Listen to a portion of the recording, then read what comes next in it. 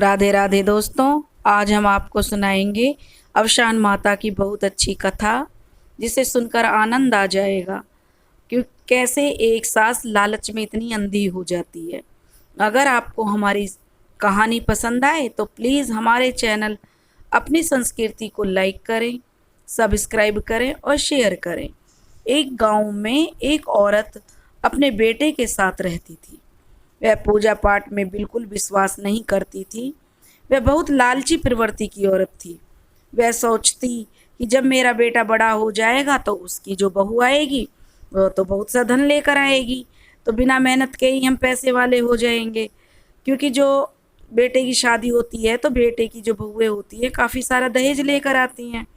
तो ऐसे सोच सोच कर बहुत खुश रहती थी। अपने घर के काम करने के बाद अड़ोस पड़ोस में घूमती और चुगली लगाती और अपना टाइम पास करती थी। भगवान के प्रति उसकी बिल्कुल आस्था नहीं थी। जहाँ वह रहती थी वहाँ अवशान मैया की पूजा होती थी, लेकिन वह किसी के भी बुलावने पर अवशान माता की पूजा में नहीं जाती थी और ना ही अवशान माता को मानती थी। अब धीरे धीरे उसका बेटा बड़ा हो रहा था। वह अपनी माँ से कहता, मैं अपने गांव में अधिकतर औरतों को पूजा करते हुए देखता हूँ, लेकिन आप तो किसी की भी पूजा नहीं करती हो। तो वह इस बात पर भड़क जाती और अपने बेटे से झगड़ने लगती कि क्या रखा है पूजा पाठ करने से, बेकार का खर्चा करो, मेरे बस में नहीं है सुबह सुबह घंटा लेकर बजाना। अवशान मैया क्या हमें खाने को दे जाएंगी? बेचारा लड़का मन महसूस कर रह जाता, लेकिन वह अपनी यही सोचता कि मेरी माँ भी और औरतों की तरह पूजा पाठ करे। वह अपनी माँ की लोभ करने की आदत से बहुत परेशान रहता था। लड़के के मन में ईश्वर के प्रति आस्था थी, लेकिन अपनी माँ के उग्र स्वभाव के कारण वह कुछ कह नहीं पाता था, ना ही उसको समझा पाता था। अब लड़का जवान हो गया तो उसकी माँ ने अपने घमंड में चूर रहती थी कि अब तो मेरा बेटा जवान हो गया है और अब तो इसकी शादी हो जाएगी, जो बहू आएगी बहुत दहेज लेकर आएगी। इसलिए वह किसी से भी सीधे मुंह बात नहीं करती थी। अब वह सोचती कि मेरे बेटे की शादी हो जाएगी तो बहू जो आएगी तो बहुत सा दान दहेज लाएगी। अब तो उसने अपने बेटे की शादी तय कर दी और शादी का दिन भी आ गया। अब वह बहुत खुश थी। बहुत अच्छे से अपने बेटे की शादी की उसने, बहुत मतलब अच्छे ठाट बाट से अपने बेटे की शादी की और बहुत अच्छे से उसकी जो शादी हो गई और जो बहू थी वह आ गई। लेकिन यह क्या हुआ उसके बिल्कुल विपरीत। जो वह सोच रही थी कि बहू तो जो बहुत सारा दहेज लेकर आएगी, लेकिन ऐसा तो कुछ नहीं हुआ। बहू के माँ बाप ने जो मायके वाले थे उन्होंने दहेज में कुछ नहीं दिया। लेकिन जो बहू थी वह बहुत संस्कारी लड़की थी और अवशान माता पर बहुत विश्वास करती थी, लेकिन दहेज में उसका कुछ नहीं लाई थी। तो यह अब उसकी सास से बर्दाश्त नहीं हो रहा था और उसका माथा ठनक गया कि क्या सोचा था और क्या हो गया। क्योंकि उसने तो अपने बेटे के बचपन से ही काफ़ी सपने देख रखे थे, लेकिन जो बहू थी वह तो बहुत ही संस्कारी थी। सुबह नहा धोकर पूजा पाठ करती, घर का सारा काम करती और अपनी सास के लिए जो जो भी सेवा वो थी सास की करती और हमेशा हर काम के लिए तत्पर रहती। अपनी सास को अवशान माता की महिमा बताती तो उसकी सास उसको जो झिड़क देती, उसका तो गुस्सा फूट पड़ता और कहती कि लेकिन लेकर तो कुछ आई नहीं है, ऊपर से जो हमें शिक्षा देती है, जो कुछ घर में उसे भी लुटा दे। अब जो अवशान मैया की पूजा कर लो, ये कर लो, तो वह बहू को बहुत से मतलब डपट देती और झगड़ा करती। यह सब देखकर बेचारी बहू को बहुत दुख होता था कि मेरी सासू माँ कितनी लोभी है। उधर सास को बहू कितना भी कर ले उसे वह फूटी आंख नहीं भाती थी। कितना भी वो काम कर ले, कितनी सेवा कर लो, लेकिन उसको वो नहीं सुहाती थी। अब वह अपनी बहू को बहुत परेशान करने लगी। बहू से सारा दिन काम कराती और उसको खाने के लिए भी नहीं देती। ऐसे ही कई दिन बीत गए।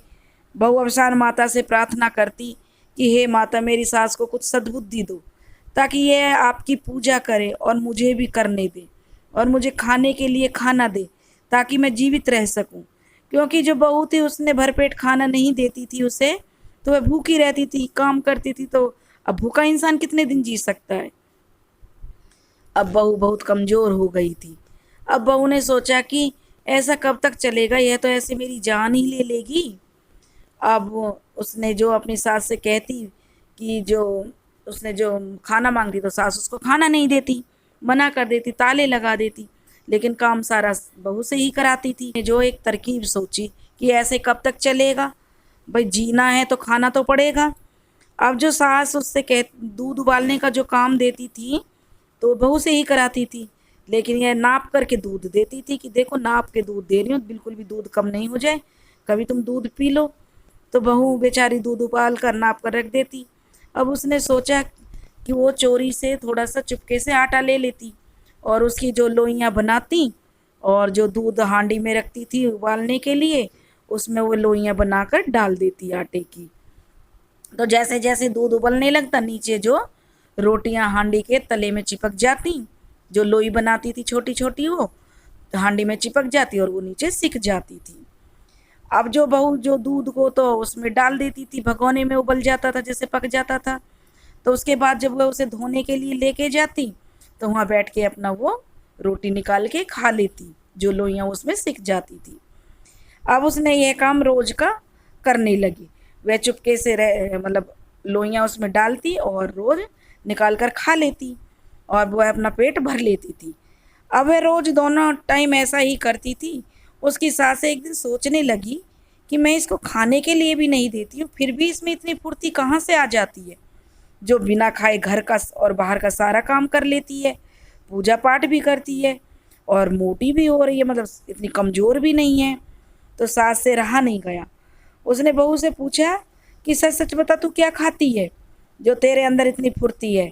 बिना खाना खाए तो इतने दिन तक इंसान जीवित भी नहीं रह सकता, और तू तो एकदम से भली चंगी है। इस पर बहू ने सोचा अगर सास को बता दिया तो फिर से मुझे भूखा मरना पड़ेगा। यह सोचकर वह अपनी सास से कहती है कि माँ जी, सब कुछ तो आपकी निगरानी में रहता है, भला मैं कैसे खाना खा सकती हूँ? यह सब तो अवशान माता की कृपा है। माता की कृपा से मुझे भूख का एहसास ही नहीं होता है। बहू की बात सुनकर सास को बिल्कुल भी विश्वास नहीं हुआ। वह सोचने लगी जरूर दाल में कुछ काला है, पता लगाना पड़ेगा कि यह खाती क्या है। अब वह सास अगले दिन बहू से बोली, अरे बहू, बहुत दिन हो गए हैं, घर का सारा काम भी हो गया है, खाना भी बनवा लिया है, बस दूध रह गया है, उसको पका कर रख देना, मैं आकर उसे नाप लूँगी। बहुत दिन हो गए हैं, जरा मैं खेतों की तरफ घूम कर आती हूँ। ऐसा कहकर वह घर से बाहर आकर छुप गई कि आज देखती हूँ बहू क्या खाती है, और सब छिपकर देखने लगी। अब बहू ने रोज की तरह आटे की लोई बनाई और दूध में डाल दी और उसको पकाने के लिए रख दिया। अब सास जो थी वह अंदर आ गई और बहू ने हैरान होकर पूछा कि माँ जी, आप इतनी जल्दी कैसे आ गई? तो सास कहने लगी, मेरा मन नहीं था, इसलिए मैं आधे रास्ते से वापस आ गई। सास कहने लगी कि ला, आज दूध को मैं पका देती हूँ, लाओ इधर, तुम जो कोई और काम कर लो। बहू के तो पैरों तले जमीन खिसक गई। यह सुनते ही कि अगर सास को सच्चाई पता चल गई तो मुझे तो ये जान से ही मार डालेगी। तो बहू कहने लगी, नहीं नहीं माँ जी, आप क्यों काम करेंगी मेरे होते हुए? मैं आपसे काम थोड़ी ना कराऊंगी, आप आराम कीजिए। लेकिन सास भी बहुत चालाक थी, बोली, आज तो दूध मैं ही उबालूंगी। अब बहू सास से ज़्यादा कुछ तो नहीं कह सकती थी, इसलिए वह हट गई और डर कर काँपने लगी कि आज तो तेरी चोरी पकड़ी जाएगी। अब वह अंदर आकर रोने लगी और मन ही मन अवशान मैया को पुकारने लगी, हे माता रानी, आज मेरी लाज बचा लेना, नहीं तो मेरी सास आज मुझे मार ही डालेगी। तो कहते हैं ना, भगवान भी अपने भक्त की करुण पुकार जरूर सुनते हैं, क्योंकि अवशान माता तो सब जानती है। अब सास वहाँ जो बड़ी बारीकी से निरीक्षण कर रही थी कि आखिर बहू खाती क्या है, चारों तरफ बड़ी ध्यान से देख रही थी। जब उसको कुछ नहीं मिला इधर उधर देखकर, तो दूध भी पक चुका था अब तक। तो सास जब दूध को मतलब उबाल रही थी, पका रही थी, तो उसमें से आवाज़ आ रही थी, जैसे कि कुछ चीज़ें उसमें पड़ी हो और आवाज़ करती है ना रगड़ने की, करड़ करड़ जैसी आवाज़ आ रही थी। तो सास बोली कि बहू, आज दूध में क्या डाला है जो इतनी आवाज़ आ रही है? खटर खटर पता नहीं क्या गिर गया है दूध में। सास कहती, तो बहू उधर तो बहू को क्या है?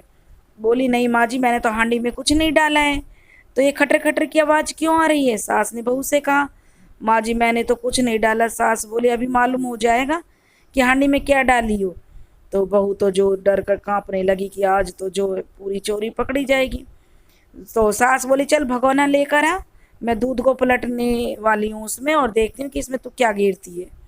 जैसे ही सास जो बहू तो बस अफशान माता के ऊपर उसने सब छोड़ दिया कि अफशान माता आज तुम्हारे ही ऊपर मेरी लाज है, आप ही मेरी लाज रखना। और मन ही मन माता को रटन किए जा रही थी।